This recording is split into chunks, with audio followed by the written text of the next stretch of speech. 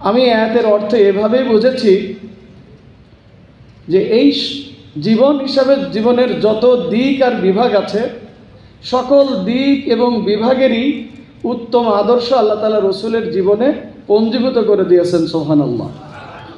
সত্যিকার অর্থে যদি আমি একজন ভালো বাবা হতে চাই, তাহলে ভালো বাবা হওয়ার যে উপায় উপকরণ, এটা রসুলের জীবনে আছে বলে আল্লাহ তাআলা নিজে বলছেন। ঠিক কিনা বলুন?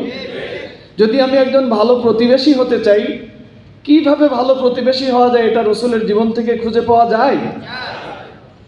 আমি যদি একজন ভালো ব্যবসায়ী হতে চাই, তাও কি পাওয়া যাবে? এভাবে যদি আমি একজন ভালো আদর্শ রাষ্ট্রনায়ক হতে চাই, সেটাও যে পাওয়া যাবে, এটি আজকের প্রবন্ধ থেকে প্রমাণ করা সম্ভব হয়েছে।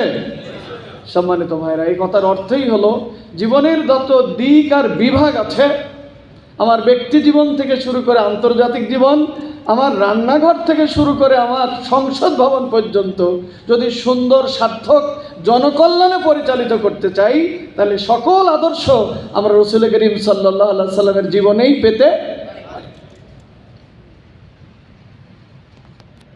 সম্মানিত ভাইরা,